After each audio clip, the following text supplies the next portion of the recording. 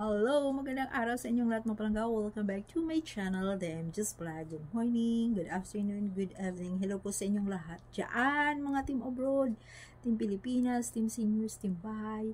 Magandang araw sa inyong lahat. Hello! So, ayan na, January 2 na ngayon. So, hindi ako naka-vlog kahapon, New Year.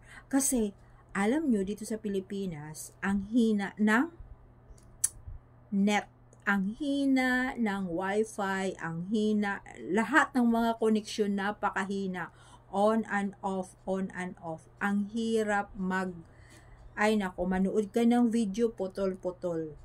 Tapos, nagugulat ako kasi, ano nangyari sa wifi? Maayos naman ang bayad.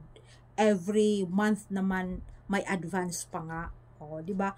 May advance pa nga na binabayad, tapos mahina yung wifi. Sa isip-isip ko, sa bagay, ganito na nga ang Pilipinas. Talagang, lalo na siguro nag-umpisa ito na mahina ang net noong 30. Nagulat na ako na ang hirap ko nang i-upload. Mag-upload ako, umabot pa ng 1 minute nga lang dapat, umabot pa ng 15 minutes. Biro mo, mag-upload ka ng napaka-iksi lang, tapos aabot ka ng ganun, tapos minsan nawawala yung net, minsan nawawala na yung in-upload mo, mga palangga. So, naisip ko, nako, kahit nga lahat naman naapektuhan, kasi nagpo-post yung iba, post sa Facebook, nagrereklamo na yung iba kasi nga mahina yung net. So, ayan, yan po ang pinag-usapan ng kaunti natin mga palangga about wifi talaga, about yung internet sa Pilipinas. So, ayan, hindi ako nakapag-upload kahapon. Ngayon, upload na talaga ako, January 2. So, kumusta na sa inyong lahat? Hello! So, ayan mga palangga, ngayon ay birthday ni Tisoy. Di po ba? Birthday ni Tisoy, January 2. Alaala natin. So, nakita ko na may mga pics na silang in-upload or nila, pinapakita. Mayroon akong nakita, yun ata ay bago. Kasi yun, magkapatid sila, lahat sila. Dalawang kapatid ni Mr. Richard Fulkerson Jr. at saka daddy niya, tapos siya, napalabas sila ng ibang bansa. So, hindi nga siya dito New Year. Lumabas na sila. Malis na sila sa ibang bansa.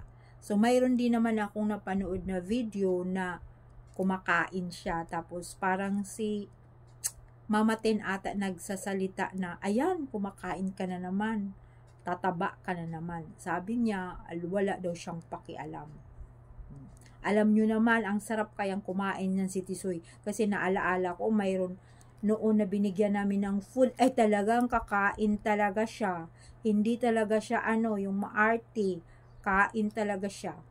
So, ayan mga palangga, nandoon sila sa ibang bansa. Sinong nanonood kong live ngayon? Pero hindi ako nag-open ng TV. Kung live ba ang Itbulaga? Nandoon ba si Maine?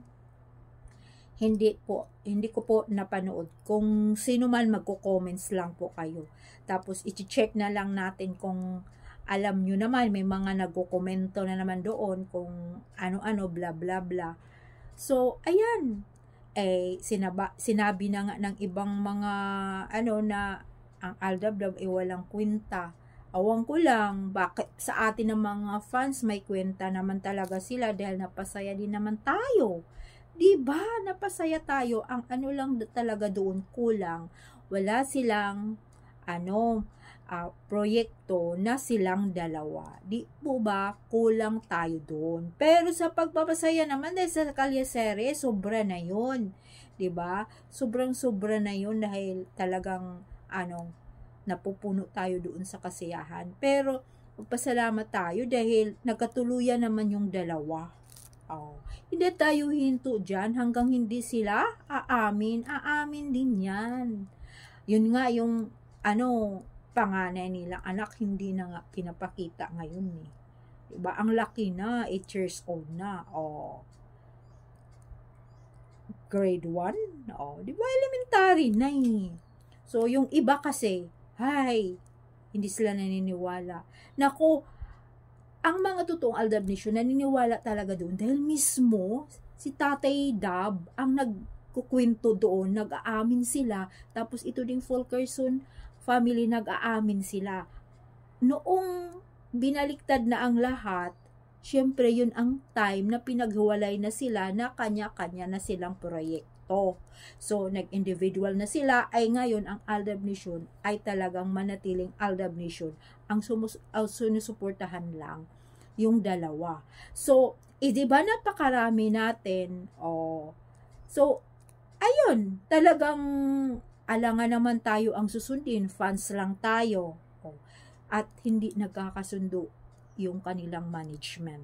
Kay Mingay management, kay Alden management. Sana naman maintindihan ng iba. Kasi yung iba na Aldab Nation noon, sinisiraan na nila ang Aldab.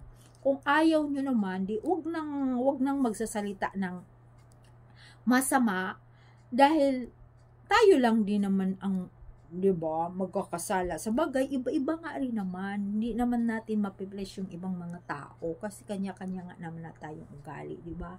So, ayan, pag kwentuhan natin ang kaunti, yung iba nga, di ba, ano ang mga New Year's na binago nila, may mga ganun resolution na yan, kung New Year's resolution, kung nako, alam nyo, naniniwala pa ba rin kayo mga palangga noon? Tayo'y ganito na ang edad natin. So, nasa atin na po kung magbago pa tayo, di ba? Tayo naman ang nagdadala nun. Di ba? Tsaka, nako, yung iba kasi, di ba, yung mga handa, ako naman ay parang nasanay na rin sa ibang bansa na, siyempre, pupunta din tayo ng ibang bansa, napakalungkot talaga. Iba din dito sa Pilipinas. Yung iba kasi, umuwi, tapos nagsisisi pabalik ng abroad dahil ubos yung pera nila. At tayo, ang payo ko lang, dapat pag may mga ganun na mga Pasko or New Year, medyo less na tayo sa pagkain, sa mga kinakain natin dahil iba na yung mga pagkain ngayon. Kaysa kung ikukumpara ko ngayon, noon sa mga kabataan pa natin, siyempre, kain lang ng kain. Pero sa edad natin ngayon, mag-iingat tayo. Pero may mga ano din talaga na ang mga ano ngayon, pinapayo talaga sa mga doktor, kahit mga bata pa, kahit mga ano, hindi talaga masyado yung sobra tayo sa mga kinakain natin. Dahil yan na nga, ang dami na nga mga dumadapo na mga hindi na natin alam kung ikukumpara natin noon. Di po ba mga palangka? So, ayan! Thank you so much. Nandoon nga sila sa ibang bansa, City Soy. So, subaybayan na lang natin at magbabasa na lang tayo. Happy New Year sa inyong lahat. Happy birthday to all in Richards. Bye po!